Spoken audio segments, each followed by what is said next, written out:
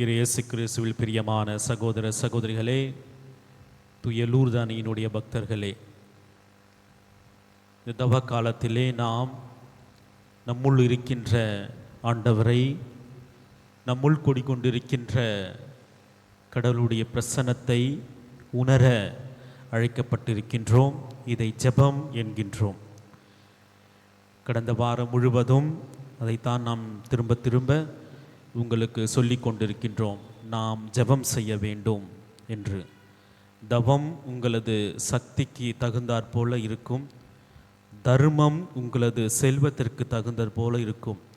ஜெபம் என்பது நமது உரிமை, நமது கடமையும் கூட இந்த தவ காலத்திலே. எனவே இந்த ஜெபத்தை நாம் வல்லமை மிக்க ஆயுதமாக மாற்ற ஒவ்வொரு நாள் இறைவார்த்தையும் நமக்கு உதவி செய்கின்றது. அந்த இறைவார்த்தையின் அடிப்படையில் தான் நாம் சக்தி பெறுகின்றோம். இன்றைய நற்செய்தியிலே ஆண்டவர் இயேசுவை பரிசேயர்கள் ஒரு கேள்வி கேட்கிறார்கள். நீர் கடவுளுடைய மகன் என்றால் எங்களுக்கு ஒரு அடையாளம் காட்டு என்று கேட்கின்றார்கள். இது இயேசுவுக்கு மிகுந்த அதிர்ச்சியையும் கோபத்தையும் உண்டாக்கியது. எனவேதான் அவர் தனது மன ஓட்டத்தை இந்த தீய தலைமுறையினர் அடையாளம் கேட்கின்றனர் என்று அவர் சபிக்கின்றார். கடவுளுடைய மகன் இயேசு கிறிஸ்துவை நாம் அறிந்திருக்கின்றோம். கடவுளோடு ஒன்றிணைவதற்கு இரண்டாவது ஸ்டேஜ், இரண்டாவது லெவல் என்றால் நோயிங் அபவுட் காட் என்று சொல்லும் நாலேஜ். கடவுளை நாம் அறிந்து கொள்வது என்பது மிகவும் முக்கியமான ஒரு கட்டம். கடவுளோடு இணைவதற்கும் கடவுளை உணர்வதற்கும் கடவுளுடைய வல்லமையை நமது வாழ்விலே கண்கூடாய் காண்பதற்கும் முதலிலே நாம் ஜெபம் செய்ய வேண்டும். அதன் பிறகு கடவுளை நாம் அறிந்து கொள்ள வேண்டும். திருச்சபை நமக்கு கடவுளை பற்றி சொல்லி தந்திருக்கின்றது. 6 லட்சணங்கள் என்று சொல்கின்றார்கள். என்னென்ன? கடவுள் தாமாய் இருக்கின்றார், கடவுள் துவக்கமும் முடிவும் இல்லாமல் இருக்கின்றார், கடவுள் சரீரம் இல்லாமல் இருக்கின்றார், கடவுள் எங்கும் வியாபித்திருக்கின்றார், கடவுள் எல்லாவற்றிற்கும் ஆதிகாரணமாய் இருக்கின்றார், கடவுள் மிகுந்த அன்பும் இரக்கமும் உடையவராக இருக்கின்றார். Praise the Lord. இயேசுவுக்கே புகழ், இயேசுவுக்கே நன்றி, மரியே வாழ்க. இது திருச்சபை நமக்கு சொல்லிக் கொடுக்கின்ற ஒரு அடிப்படை நாலேஜ், இன்ஃபர்மேஷன். இதை நாம் அனுபவமாக்குவது நமது கையில் தான் இருக்கின்றது. கடவுளை நாம் அறிந்துவிட்ட பிறகு கடவுளை நாம் உணர ஆரம்பிக்க வேண்டும். நாலேஜ் பிகெட்ஸ் லவ் என்று சொல்கிறார்கள். யாரை பற்றி உங்களுக்கு அதிகமாக தெரிகின்றதோ அவர்களை நீங்கள் உன்னை அறியாமலே அன்பு செய்ய ஆரம்பித்து விடுகிறீர்கள். எனவே இந்த ஒரு அடிப்படையில் தான் கடவுளோடு நாம் ஒன்றித்திருப்பது சாத்தியம்.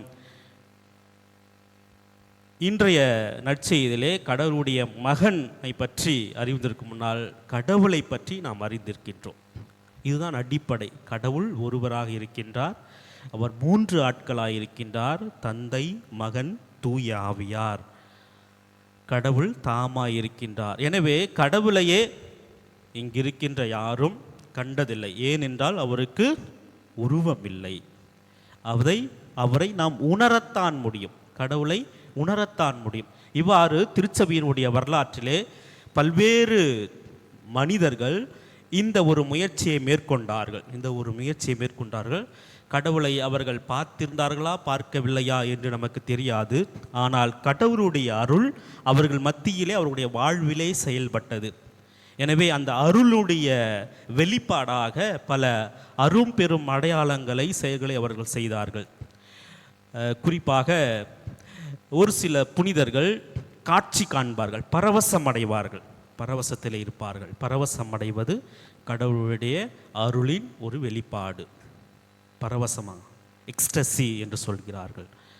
இரண்டாவதாக கடவுளுடைய காயங்களை 5 காயங்களை தங்களது உடலிலே அவர்கள் வரமாக பெற்றிருக்கின்றார்கள். பிரான்சிஸ் அசிசியாராக இருக்கலாம், புனித தந்தை பியோவாக இருக்கலாம், இன்னும் பல்வேறு புனிதர்கள் கடவுளுடைய 5 காயங்களை பெற்ற ஒரு மனிதர்களாக தூயவர்களாக வாழ்ந்திருக்கின்றார்கள். இன்னும் அவருடைய அருளை பைலொகேஷன்ஸ் என்று சொல்கிறார்கள். அதாவது ஒரு நபர் ஒரே நேரத்தில் 2 இடத்தில் இருப்பார்கள். இங்கும் இருப்பார்கள், சென்னையிலும் இருப்பார்கள், அதாவது டெல்லியிலும், அதாவது ரோமிலும் இருப்பார்கள், பிரான்சிலும் இருப்பார்கள் என்ற ஒரு புனித பதுவை அந்தோனியார் எல்லாம் அந்த பைலொகேஷன்ஸ், ஒரே ஆள் 2 இடத்தில் ஒரே நேரத்தில் காட்சியளிப்பார்கள். பைலொகேஷன் இந்த அருளை பெற்றிருக்கின்றார்கள். இன்னும் ஒரு சில தூயவர்கள் இறைவாக்கு உரைப்பார்கள். இன்னும் 3 ஆண்டுகளில் நான் இறைவனிடம் சென்று விடுவேன், அல்லது இன்னும் 2 ஆண்டுகளில் 2 மாதங்களில் என்று இறைவாக்கு உரைப்பவர்களாக இருந்திருக்கின்றார்கள். எனவே நாம் கடவுளை கண்கூடாக காண முடியவில்லை என்றாலும் கடவுளுடைய அருளை பெறுவதற்கு நம்மையே நாம் தயார் செய்ய முடியும். நமது உள்ளத்திலே இருக்கின்ற இந்த அழுக்குகள், இந்த பாவங்கள், இந்த குறைகள், குறைபாடுகள் எல்லாவற்றையும் நீக்கிவிட்டு கடவுளை வணங்குகின்ற பொழுது கண்டிப்பாக நாம் கேட்பதற்கு முன்பாகவே அவர் நமக்கு கொடுக்கின்ற தந்தையாக இருக்கின்றார், தாயாக இருக்கின்றார், நண்பராக இருக்கின்றார், குருவாக இருக்கின்றார், இறைவாக்கினராக இருக்கின்றார், மீட்பராக இருக்கின்றார். எனவே அன்புமிக்க சகோதர சகோதரிகளே, இந்த தவ காலத்திலே அன்றாட வாழ்க்கையிலே நாம் எதிர்கொள்கின்ற அந்த மனிதரிலே இறைவனை காண்பதற்கு முயற்சி செய்வோம். அவர்களிடம் இருக்கின்ற குறைகளை பெரிதுபடுத்தாமல் அவர்களிடம் எந்த நல்ல குணம் இருக்கின்றதோ அதை பாராட்ட தேவையான வரங்களை இந்த திருப்பலியில் நாம் ஜெபிப்போம். எல்லாம் வல்ல இறைவன் நம் அனைவரையும் ஆசீர்வதிப்பாராக. ஆமென்.